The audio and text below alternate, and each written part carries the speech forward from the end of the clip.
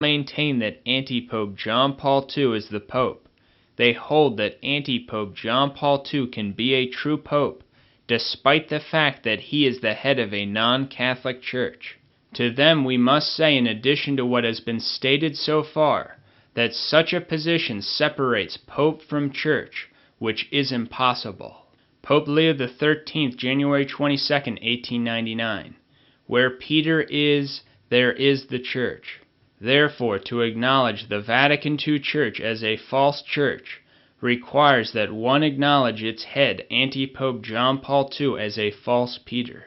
On the other hand, to acknowledge antipope John Paul II as a true Peter requires that one acknowledge his false Vatican II Church as a true church.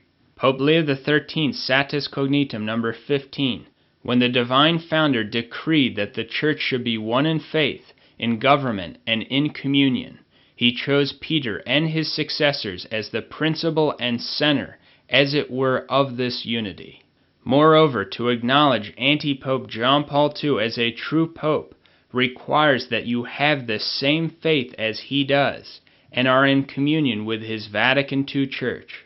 Pope Leo XIII, Satis Cognitum, number 10, June 29, 1896. For this reason, as the unity of the faith is of necessity required for the unity of the Church, inasmuch as it is the body of the faithful, so also for this same unity, inasmuch as the Church is a divinely constituted society, unity of government, which affects and involves unity of communion, is necessary jure divino, by divine law. And this is precisely why this issue is so important, because to affirm that a particular person is your pope, the head of your church, means by divine law that you share communion and faith with that person and with his church. Pope Gregory XVI on the Church and Papacy, May 17, 1835. Christ established this ecclesiastical power for the benefit of unity. And what is this unity unless one person is placed in charge of the whole church, who protects it, and joins all its members in the one profession of faith? Pope Pius XI, Mortalium Animos, number 9, on the unity of the Church. That unity can only arise from one teaching authority, one law of belief, and one faith of Christians. Pope Pius X, Encyclical, May 26, 1910. The Church remains immutable and constant as the pillar and foundation of truth in professing one identical doctrine. St. Francis de Sales, Doctor of the Church. The Church is a holy university or general company of men, united and collected together in the profession of one same Christian faith. But to affirm that you profess the same faith as antipope John Paul II, after seeing the facts that we have presented, is literally to deny the faith and break communion with the Catholic Church. So in order to profess the Catholic faith whole and undefiled, and in order to declare that one is not part of a false church, one must denounce John Paul II as a non-Catholic antipope.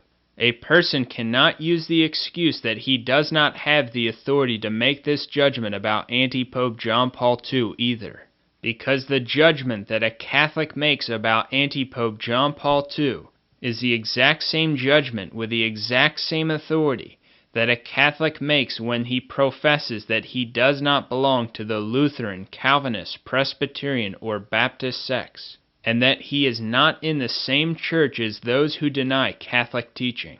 Catholics distinguish the true church from the members of these countless sects, not by a specific declaration from church authority about every single one of these people and their sects, which would be impossible for the church to give, but rather by their open rejection of Catholic teaching, or by their open membership in a non-Catholic religious community, or by their open profession of a non-Catholic faith. This has always been the way that the true church has distinguished itself from heretical sects, and the members of the true Church of Christ from the members of heretical sects.